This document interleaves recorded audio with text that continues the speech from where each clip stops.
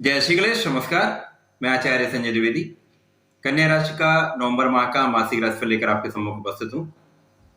ये नवंबर माह कन्या राशि के जातकों के लिए किस प्रकार का रहेगा, किस प्रकार के लाभ मिलेंगे, कौन सा भाव अत्यंत प्रबल हो रहा है तथा कहाँ पर समस्या आ सकती है तथा उसका क्या निराकरण है, संपूर्ण विश्लेषण में करने जा रहा हूँ। ये मासिक राशिफल आपके चंद्र राशि पर आधारित है। जिन जातकों का कन्या लग्न है उनको भी राशिफल अवश्य देखना चाहिए। वर्तमान में जो ग्रहों की स्थितियां वो इस प्रकार होंगी। कन्या राशि के द्वितीय भाव में जो अत्यंत प्रबल भाव रहा है, जहां पर चतुर्ग्रही योग चल रहा है, यहाँ पर सूर्य होंगे, शुक्राचार्य होंगे, यहाँ पर बुध भी होंगे तथा यहाँ पर केतु का गोचर चल रहा होगा। यहाँ से पंचम भाव में जहां पर मकर राशि है, मकर राशि में शनिदेव स्वयं होंगे जो कि मार्गीय अवस्था में आ चुके हैं तथा सप्तम भाव में गुरुदेव बृहस्पति का गोचर चल रहा होगा जो कि वक्रीय अवस्था में है तथा इसी माह में ये मार्गीय अवस्था में भी आएंगे। इसी प्रकार से अष्टम भाव में जहां पर मेष राशि, वहां पर राहु का गोचर चल रहा है तथा दसम भाव कर्म भाव में मंगल का गोचर चल रहा है। ये संपूर्ण ग्रह स्थितियां। इसके पश्चात 11 नवंबर को शुक्राचार्य का राशि परिवर्तन होगा। शुक्राचार्य द्वितीय भाव से निकलकर तृतीय भाव में वृश्चिक राशि में प्रवेश करेंगे। 13 नवंबर को बुध का राशि परिवर्तन होगा जो कि लग्नेश है। ये तृतीय भाव में जहां पर गोचर करना प्रारंभ करेंगे, जहां पर शुक्र के साथ इनकी युति होगी तथा 13 नवंबर को ही मंगल वक्री अवस्था में आएंगे तथा इनका गोचर दसम भाव से नवम भाव में प्रारंभ होगा। 16 नवंबर को सूर्यदेव का राशि परिवर्तन हो जाएगा। सूर्यदेव राहु के प्रभाव से निकलकर तृतीय भाव में अपने मित्र मंगल की वृश्चिक राशि में प्रवेश करेंगे। तो यहां पर तृतीय भाव में वृश्चिक राशि में त्रिग्रही योग का निर्माण।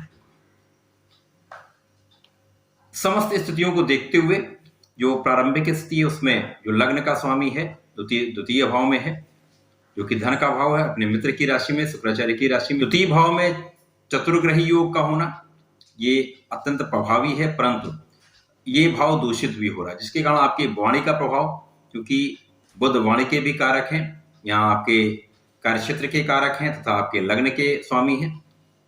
तो लग्न के स्वामी का कर्मेश का यहाँ पर द्वितीय भाव में होना यह अत्यंत शुभ होता, अपने मित्र की राशि में है, परंतु जड़ योग का प्रभाव यहाँ पर होगा जिसके कारण आपकी वाणी में कठोरता आ जाएगी, वाणी असंयमित हो जाएगी, वाणी पर आपका नियंत्रण नहीं हो पाएगा। तो समय समय पर आपके परिवार के साथ संबंधों में कटुता उत्पन्न होगी। परिवार के साथ संबंध यहाँ पर आपके अच्छे नहीं रहने वाले।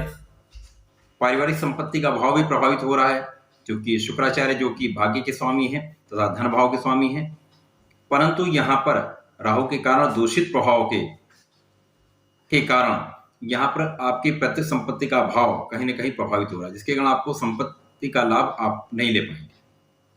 सूर्य के ग्रहण के कारण, सूर्य जो कि यहाँ पर द्वादश के स्वामी है, व्यय के स्वामी, तो व्यय की अधिकता होगी, धन का अपव्यय होगा। आपको अचानक धन का लाभ अवश्य होगा परंतु उसी मात्रा में धन का अपव्यय भी होगा जिसके कारण मन में अशांति उत्पन्न होगी।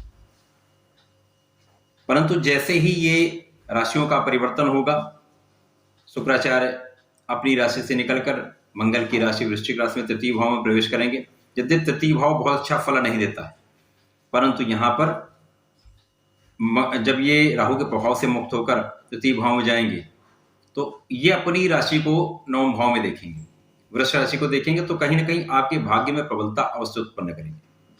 क्योंकि ये कहा गया है जब जो ग्रह अपनी राशि पर दृष्टि प्रभाव डालता है तो उसके प्रभाव में वृद्धि हो जाती है।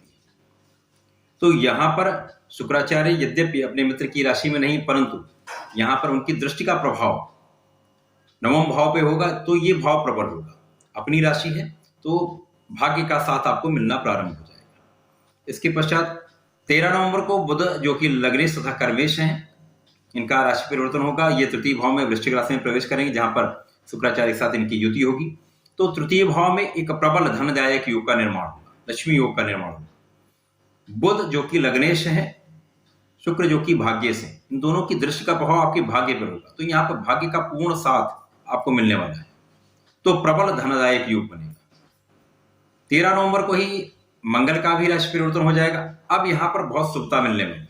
मंगल जो कि मिथुन राशि में है, यहाँ से निकलकर शुक्राचार्य की वृषभ राशि में प्रवेश कर जाएंगे, भाग्य भाव में प्रवेश करेंगे। यद्यपि ये मित्र का भाव नहीं है, परंतु यहाँ पर एक अद्भुत राजयोग का निर्माण होगा।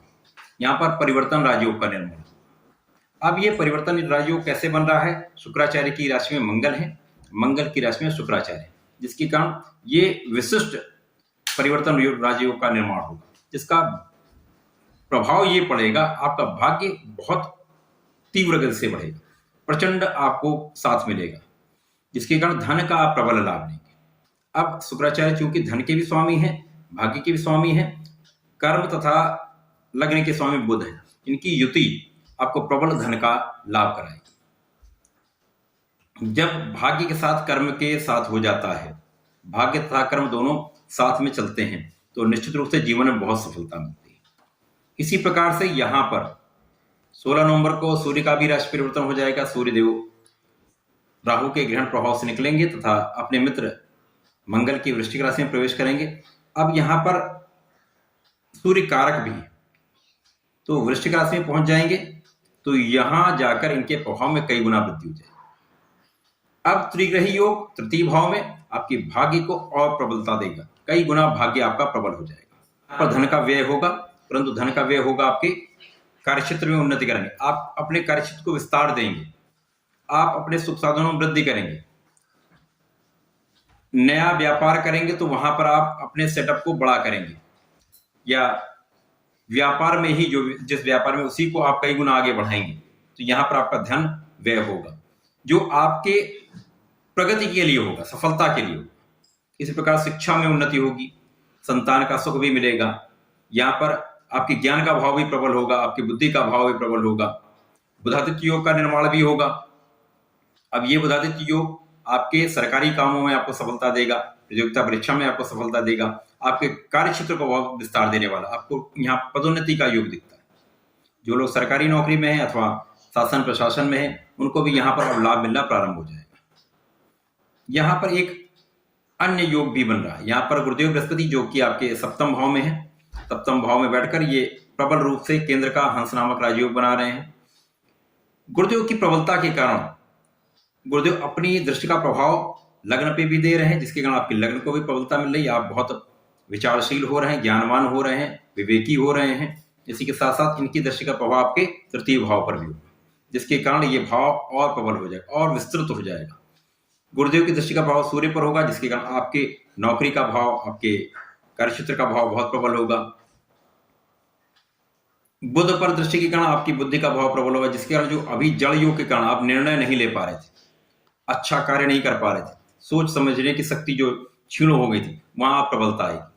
आपके ज्ञान का भाव प्रबल होगा, आपके वाणी का भाव प्रबल होगा। इसी प्रकार से शुक्राचार्य पर दृष्टि होगी, तो जिसके कारण एक शंख नामक राजयोग का निर्माण होगा। यद्यपि तृतीय भाव में है, परंतु कहीं ना कहीं यहाँ आपके ज्ञान में आपको उन्नति कराएगा, ज्ञान से आपको प्रगति कराएगा। मंगल तथा सूर्यदेव का भी यहाँ पर दृष्टि प्रभाव होगा, जिसके कारण आप बहुत पराक्रमी हो जाएंगे, बहुत परिश्रम करने लगेंगे, तो निश्चित रूप से आप सफल होने वाले।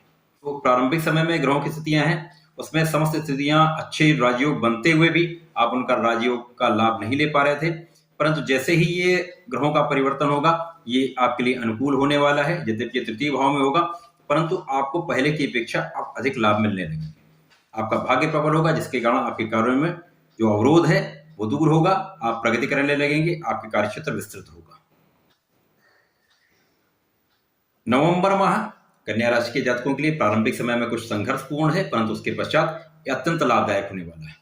कन्या राशि के जातकों के लिए मैं सदैव कहता हूं, आपको नियमित रूप से श्री गणपति महाराज के शरण में रहना चाहिए, उनके मंत्र का जाप करें, अथवा श्री गणपति श्रोतम का यदि आप पाठ करते हैं तो निश्चित रूप से जीवन में बहुत सफल रहने वाले, बहुत लाभ लेने वाले।